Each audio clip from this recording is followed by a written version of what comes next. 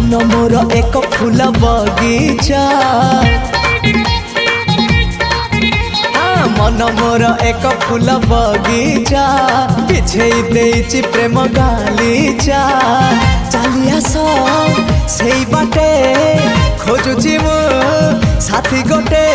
सुंदरी सुरायना ना ना झुमता ना ना ना आस सुनयना झुमता ना ना ना आस सुनयना झुमता ना ना ना ना आस सुनयना झुमता ना ना ना आस सुनयना।